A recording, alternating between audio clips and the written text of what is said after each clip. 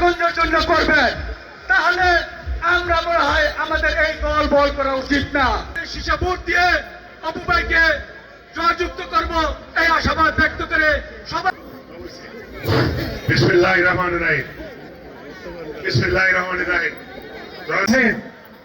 এইখান থেকে মন্ত্রী হয়েছে, এমপিও হয়েছে, কিন্তু কাজ কিন্তু কেউ করতে পারে না। মিয়ানুদ্দিন অপু ভাই সে এমপি মন্ত্রী না হোক, কিন্তু বিএনপি থেকে সে কাজ নিয়ে আসতে পারবে ইনশাআল্লাহ।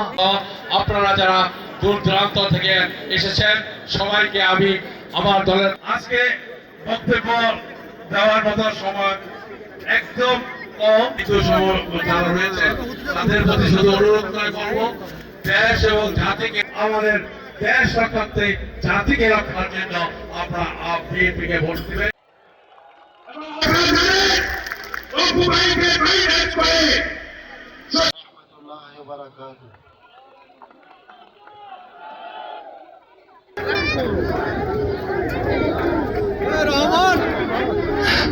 হ্যালো, দলে যোগদান করবেন। আল্লাহ হাফেজ।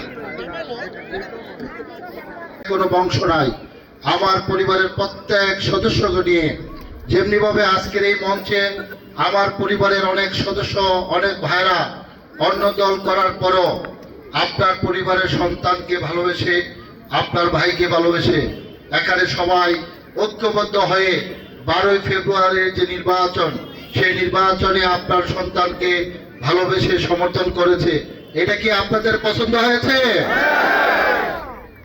আগামী দিনে আমার পরিবার রংগতপুর আগামী দিনে ইনশাআল্লাহ এই ভাইদের সবাইকে নিয়ে যেমনি করে আজকে আমাকে বুকে ধারণ করেছেন, সবাই ভালোবাসা আমাকে উদ্ধার করে দিয়েছেন। এই ভালোবাসা আমরা রাজনীতি করি, রাজনীতি কথা না। আমি রাজনীতিবিদ না, আমি আপনার পরিবারের সন্তান, আমি আপনার পরিবারের ভাই। এখানে আমাদের মধ্যে কোনো রাজনৈতিক ভেদাভেদ থাকবে না। আসলে পরিকল্পনা না, আমি বাস্তবায়ন করতে চাই ইনশাল্লাহ। আমাদের শরীয়তপুরে একটা পূর্ণাঙ্গ ইউনিভার্সিটি নাই, মেডিকেল কলেজ নাই। আমরা ইনশাল্লাহ এগুলো নিয়ে কাজ করব। আগামী দিনে আমরা শরীয়তপুরকে একটা পর্যটন নগরী এবং শিল্পনগরী তৈরি করার জন্য, আধুনিক কৃষি নির্ভর জেলা হিসেবে তৈরি করার জন্য ইনশাল্লাহ আমরা চেষ্টা করব। এখানে আমাকে কেন্দ্র করে গত 3 মাসে আমাকে কেন্দ্র করে আপনারা দেখেছেন যে জাগরণ হয়েছে।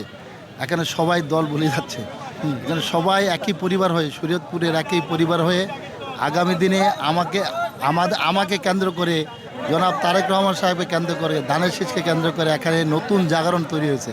এই জন্য আমি আমার পরিবারের প্রত্যেকের কাছে কৃতজ্ঞতা প্রকাশ করছি এবং আল্লাহর কাছে শুকরিয়া প্রকাশ করছি। ধন্যবাদ।